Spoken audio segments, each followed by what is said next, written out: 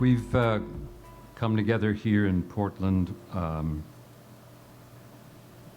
as people whose lives pivot on issues of language and story, poets and writers, publishers and teachers, readers, under the aegis of poets and writers and as the guests, in some sense, of the Pacific Northwest College of Art, come together as a community to experience and talk about what we do. There are many good reasons to be here, to network, to use that overworked word, to become reacquainted with some of the things we miss, like each other's physical presence, to get a more empirical sense of what makes Portland a really remarkable literary community it is, and to explore the practical side of our praxis, our way in the world.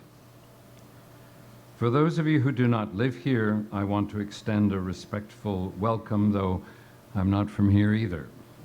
I live about 150 miles down the road and off a ways in the mountains, but we're a sort of long-distance people here in Oregon, and I'm always glad to have time here in Portland for the zeitgeist of the place, for the energy that's here, not to mention the food.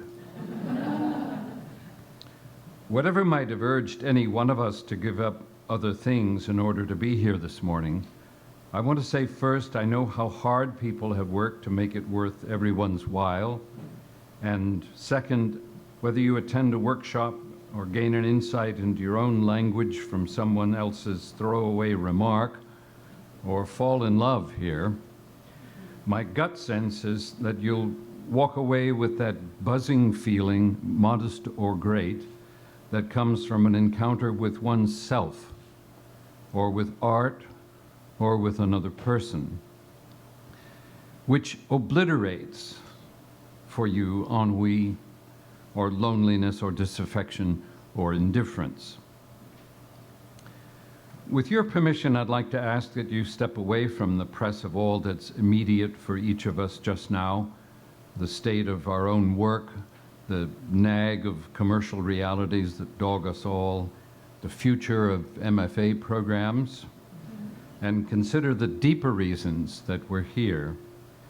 I'm thinking of another time than right now, a time before Virgil and Homer in the Western tradition, thinking of late Holocene storytellers, if you will, thinking of the last centuries of the Pleistocene, and imagining storytellers at their craft, or, if you will, their art.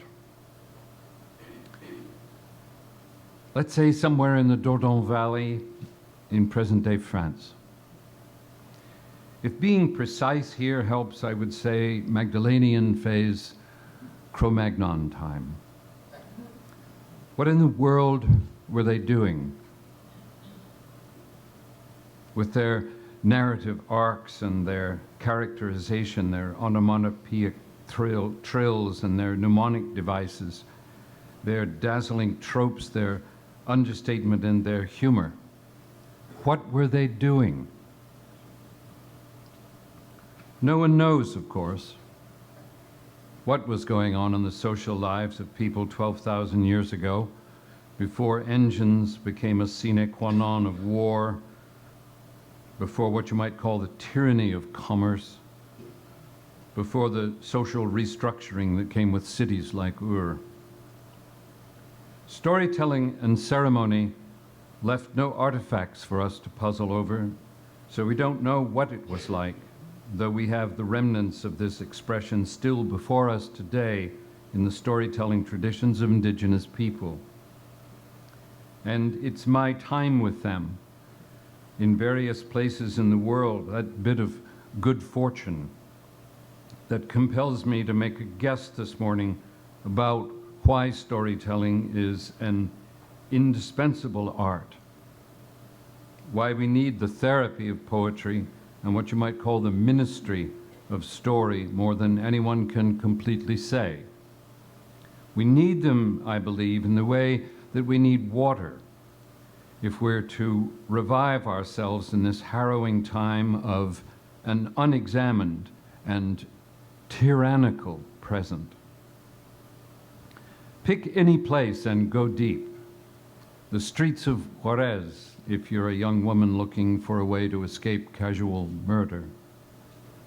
The corporate boardroom of the Volkswagen Corporation last month.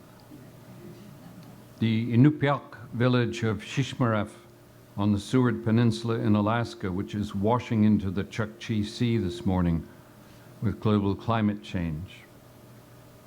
America's evolving corporate democracy, or a fishing boat in the Bay of Bengal or the South China Sea, where the life-giving waters are this morning occluded by vast clouds of single-use plastics, a smog of microparticles found today in several enormous gyres in all of the world's oceans.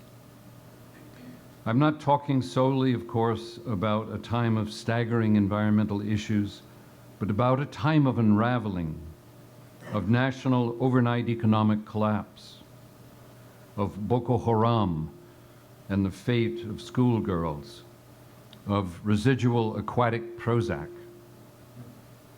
However you penetrate this veil, however you structure it to make it comprehensible, it's on its way to becoming the Anthropocene story of us.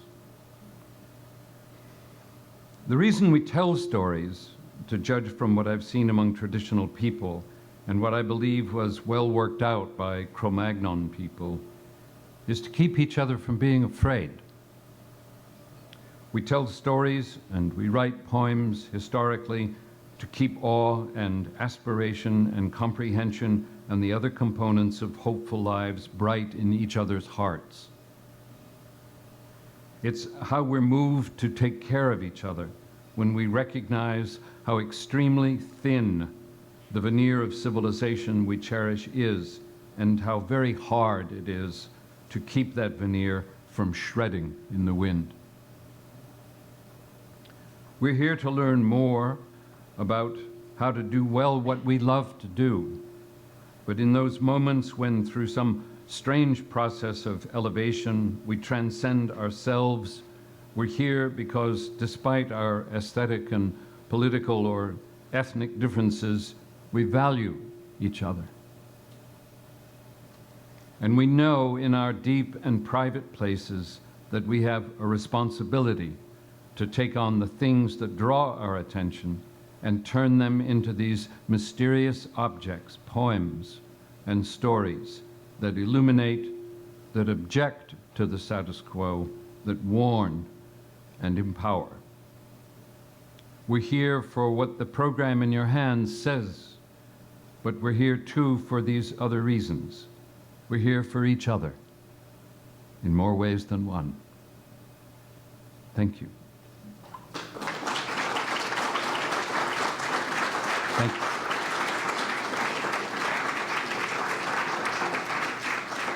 Thank you, and just from me, I know you heard it from Elliot and you heard it from Kevin. I hope this is a really fulfilling day for everyone here, and if your questions don't get answered or the things that you can't articulate in public don't get articulated, come find people like me or Kevin or Elliot or Andrew Proctor or anybody else who is here and is part of this community today. Thanks again.